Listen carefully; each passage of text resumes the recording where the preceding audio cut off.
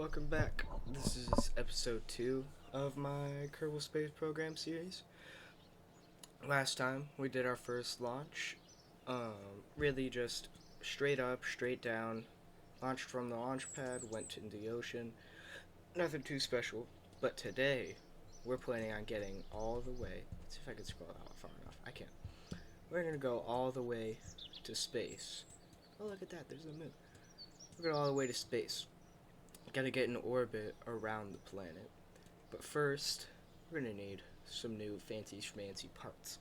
So we're gonna go here to research and development and unlock basic rocketry, engineering 101, survivability, and general rocketry. And this is gonna give us our first liquid fuel engines, liquid fuel tanks, and some new science experiments, and a decoupler.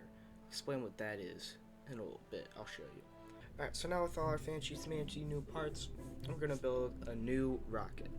Now, I'm gonna try something new now, because as we get bigger rockets, it's gonna be like 20 minutes of me building the rocket, and I'm assuming y'all don't want to watch me sit there and test for 20 minutes.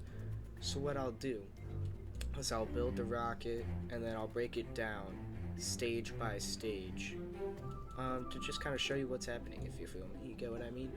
Alright, see you in a bit. Okay, and here is our rocket. So, I'm going to break it down stage by stage. So if you look to the right here, this is our staging order. So it goes from highest to lowest, so it's going to go from stage 2 to stage 1 to stage 0.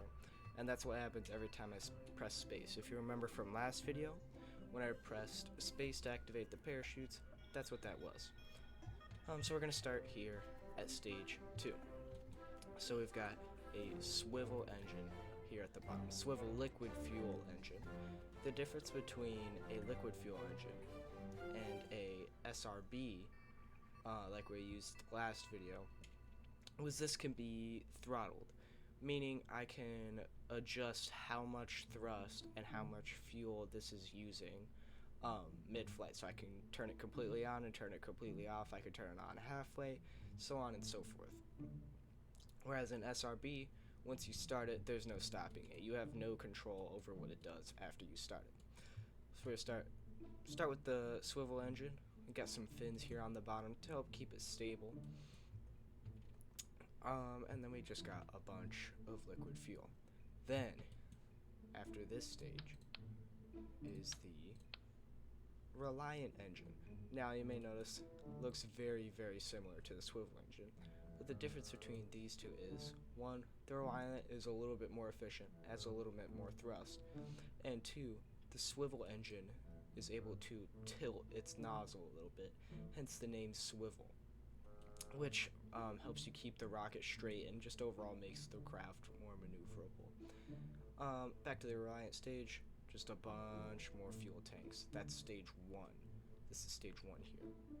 Then, after that, once I hit space again, we get to this final stage. This is the one that's actually going to be landing back on the ground and going back into the atmosphere. Now, if you've seen any space movie ever before, you know that when you go back into the atmosphere, it gets very, very hot, which is why we have this aptly named heat shield. It's going to protect us from all the atmosphere re-entry stuff, and make sure that nothing's exploding as we head back in. Connected to that, we have a service bay, which is like a cupboard for rockets. So it's just going to keep all of our science experiments here, the thermometer, the mystery goo, the barometer and the thermometer are new. We just got those today. Make sure everything isn't burning up as we go back into the atmosphere. Close that back up. It's also going to keep it from creating drag, so we are making sure that we're the most efficient we can be. Then we've got the command pod. This is where our boy Bob is going to sit. We've got the Mark 16 parachute last time, but then we also have more parachutes, these Mark II radial mount parachutes. Radial mount just means they attach to the side rather than to a point like this one does. And they are pretty much the exact same as the Mark 16, maybe even a little bit bigger. And also crazy overkill for the pod we have. I just want to make sure that everything stays nice and safe, and Bob has the smoothest ride. On top of this, we have drogue chutes. These don't really keep us at a low speed like the radio mount parachutes do, but they do open a lot earlier. So these ones are gonna fully open up first and really just bring our speed down a ton, and then these guys are gonna be the ones keeping us at a safe landing speed as we touch down. Let me put the rocket back together real quick. So now, stage 1 goes back on, stage 2 goes back on.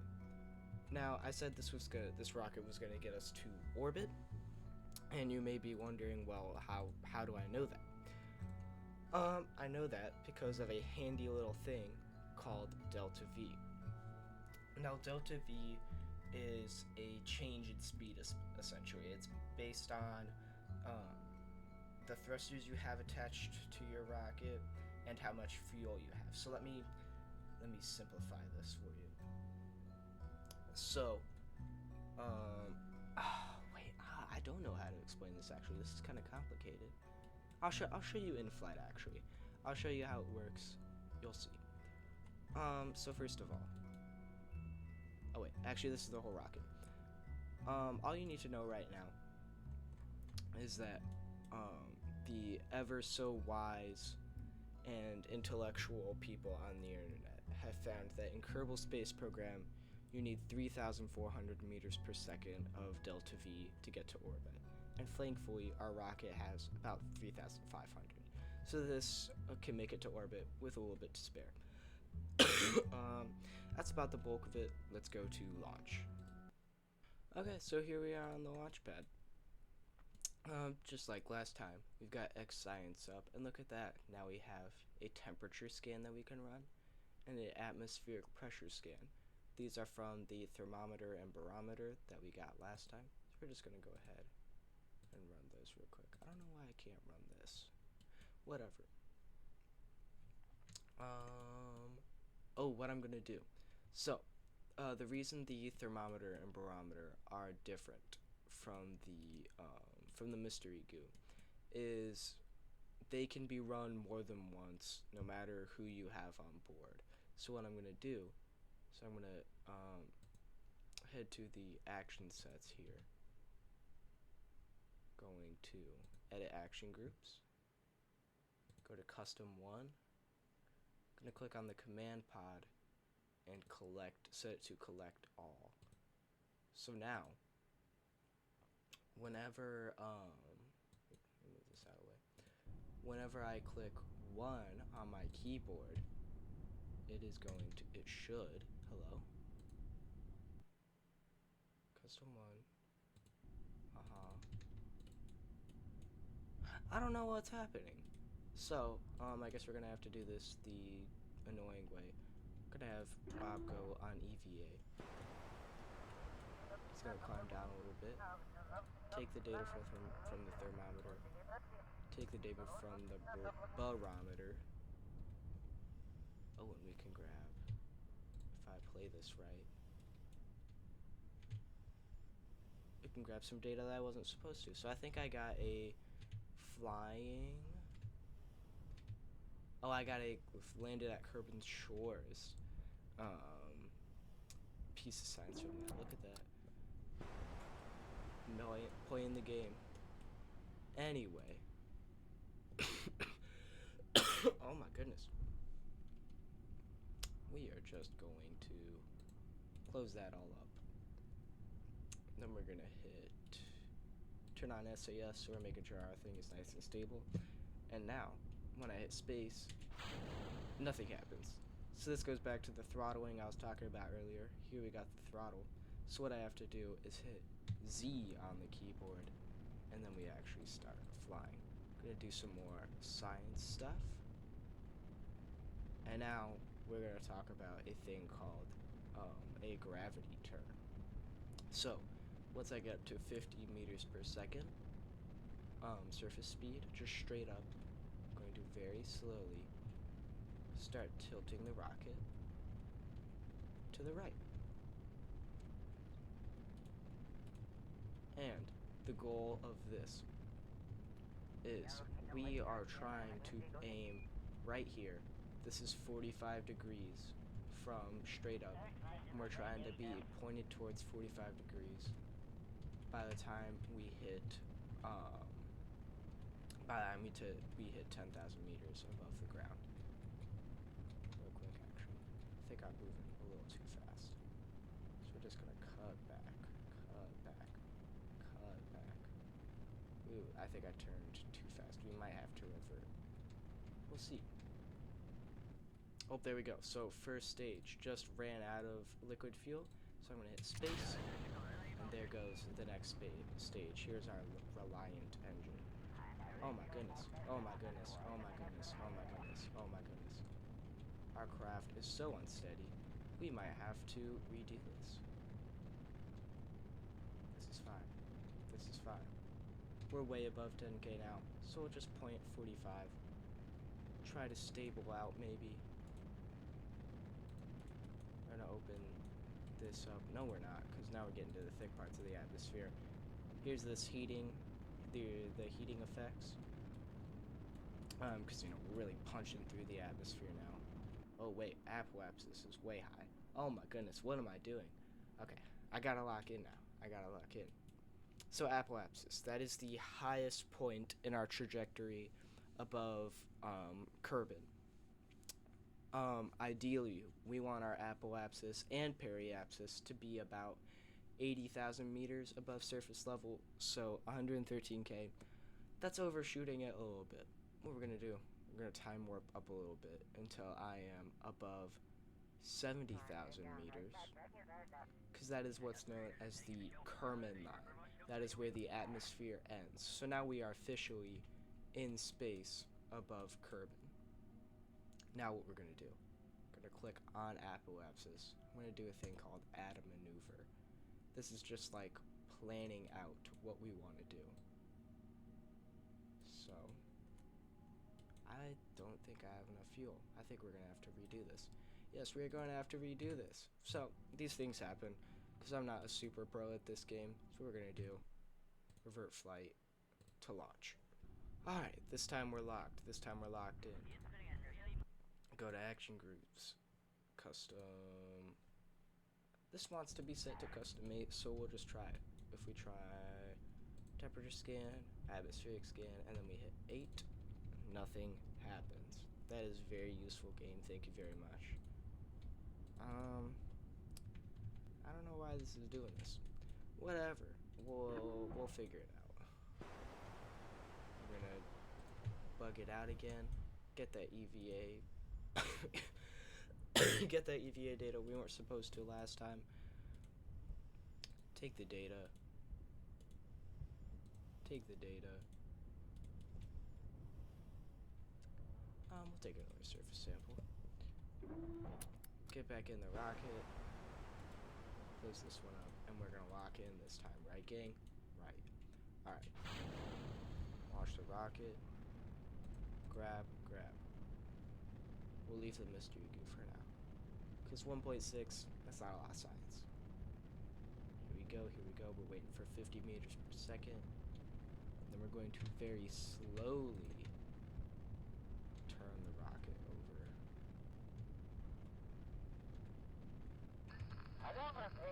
Slowly. So we want to be 1, 2, 3, 4, 8, 1, 2, 3, 4. So we want to be about here by the time we hit 5,000 meters.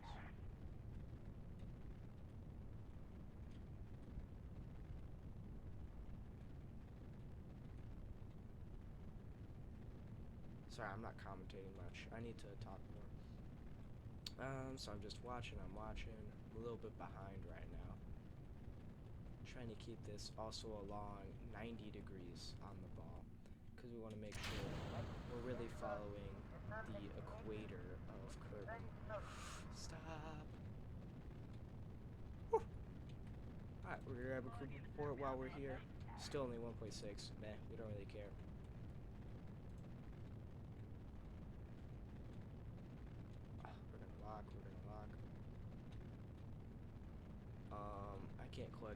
this because the data is bugged out. So it kind of sucks, but you know, we can deal. 86k, that's about good. We still have plenty of delta V. Gonna time warp again, speed up time. Once we hit about 50 meters, 50,000 meters above the ground, now we should be safe to go on EVA. Take data. Take data. Board the rocket. Temperature scan, atmospheric pressure thingy. Go on EVA again. EVA report.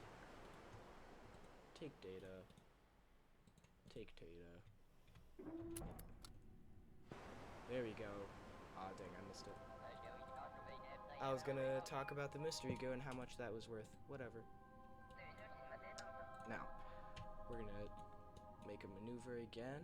Hopefully this time we have enough delta V to get us into an orbit. We do not, so it looks like we're not gonna be able to get to orbit this episode. You know what? That's fine. We can deal. But what we will do is we will warp to orbit. And what we're gonna do is we're gonna point prograde. That just means point straight. It's the opposite of retrograde. We're pointing in the direction we're moving. We're just gonna burn all of our fuel, just to maximize the amount of time we have here in space. So you see, as we burn fuel, our delta V goes down, because we're expending what we have, essentially. We're expending the speed that we have to use. Gonna go on EVA again. Collect data, restore.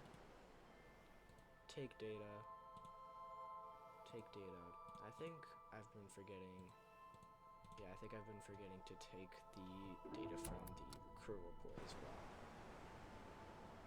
2.3, why not? Do an EVA report. Oh, the reason why we brought Bob, I remember now. We can restore the mystery goo unit with Bob. The other types of Kerbals, the pilots and scientists, the pilots and engineers, cannot do that. Only Bob can do that as a scientist. So now I think we're gonna time warp again. Wait until we pass over another biome. Dang, just missed it. Oh, crew report. Come on. Take the data to reset the crew report, store it. Man, this is kind of hard to make right now. I'm not gonna lie, just because I'm talking so much. As the series goes on, I won't have to talk about it as much, because it tends to get repetitive. But for right now, we gotta lock in. All right, so now we can stage. We can get rid of all this, because we don't need it while we're going back into the atmosphere. Gonna point retrograde so we can make sure that heat shield is at the front. We still have time. We'll run one final mystery goo. Open this up. Ooh, we gotta go really fast. Collect data. Restore. Woo! Ooh, you saw. Bob got a little bit spicy there. Whoa, hello, hello. Oh, sorry for people that like get nauseous and stuff. That sucked. Gonna point retrograde again. Oh my goodness. Okay, I think we can chill now. I hope. Pointing the wrong way. Whew. Okay. Now we'll be chill. We'll give Bob some lights while we're doing our final stages here. And I think we're just gonna time warp to the ground. Gonna turn off this. And now we just chill.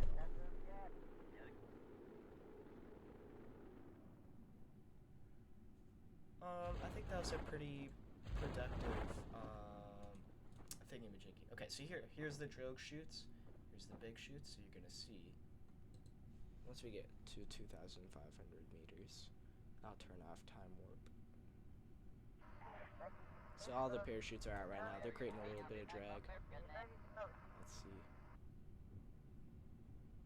Turn off time warp right now. And then once we hit 2,500, the drogue chutes really pop out. Crazy speed. Our crazy speed loss, which is good. That's what we want right now. And now, when we warp down, once we hit 1,000 meters, everything else will pop open and bring us down to 4 meters per second versus 30 with just the drogue chutes. So now it's really just kind of a long slog. We're just waiting forever and ever and ever for this thing to finish up. So what I'm going to do right now is I'm going to make sure we have all the data we can possibly have. Hop back in. Do one last mystery goo observation. That was the 1.6 earlier. It doesn't matter now because there's nothing. Aw, dang it. Messed it up. That's fine. We could just run it again. Hop back in. Close that out for no other reason other than it looks good. Now we're just waiting absolutely forever. I might skip this part.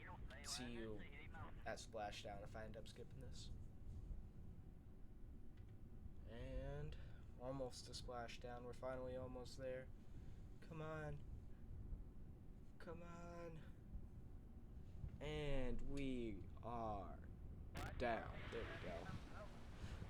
Now that we're back at sea level, whoa.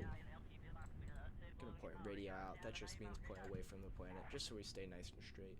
Temperature scan, atmospheric pressure scan.